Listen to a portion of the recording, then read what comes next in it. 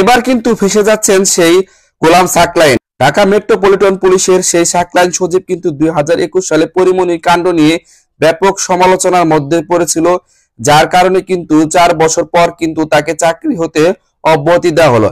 আসলে বর্তমান সময়ের নায়িকাদের মধ্যে আলোচিত নায়িকার নাম হচ্ছে একটা পরিমণি। তিনি কিন্তু একাধিক বিয়ের জন্য প্রচুর আলোচনা এবং সমালোচনার মধ্যে রয়েছেন। আসলে তার ক্যারিয়ার জুড়ে শুধু মনে হয় বিয়ে আর বিয়ে, কারণ কিছুদিন আগেও কিন্তু তিনি শরীফুল রাজের সাথে বিয়ে করে সেখানে ডিভোর্স দিয়েছে। বিভিন্ন অপকর্মে তিনি কিন্তু লিপ্ত হয়েছে। সেই নায়িকার সাথে কিন্তু গোলাম সাকলায়েন একটা দায়িত্ববান পুলিশ হয়ে কি কারণে তার সাথে এইভাবে অপকর্মে লিপ্ত হলো সেটি আসলে বোধগম্য নয়।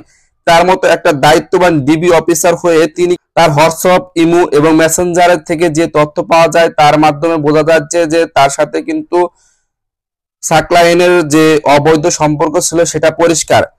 আর তখন সময় কিন্তু পরিমণিকে একটা মামলায় গ্রেপ্তার করা হয়েছিল, তাকে কিন্তু জেলও খাটানো হয়েছে।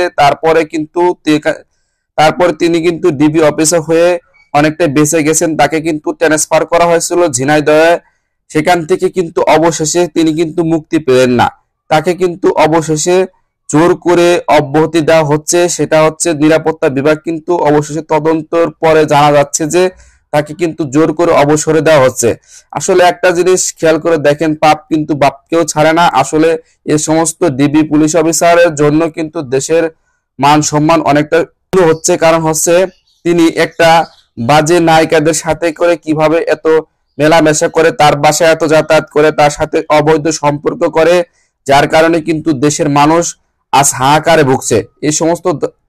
এই সমস্ত দায়িত্ববান লোক যদি এই সমস্ত অপকর্মে লিপ্ত হয় তাহলে কিন্তু আমাদের যে সাধারণ জনগণ রয়েছে তারা কিন্তু অপকর্মে লিপ্ত হতে তেমন একটা বাধা পাবে না। তারাও কিন্তু অপকর্মে লিপ্ত হবে, কারণ তারা ভাববে যে দেশের যে দায়িত্ববান লোকগুলো তারাই তো অপকর্ম করছে, তাহলে আমরা কেন অপকর্ম করব না।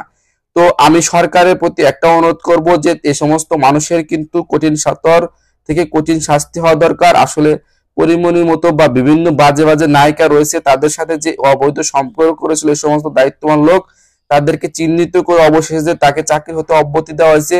এটা অবশ্যই আমি ধন্যবাদ দেই তাদেরকে যারা এই সমস্ত কাজ করেছে। তো দেখা যাক যে আসলে এদের কি বিচার হয়। ধন্যবাদ সবাইকে সম্পূর্ণ ভিডিওটি দেখার জন্য, এবং ইউটিউব চ্যানেল নতুন হলে চ্যানেলটি সাবস্ক্রাইব করবেন, পেজ হয়ে থাকলে পেজটি ফলো দিয়ে রাখবেন।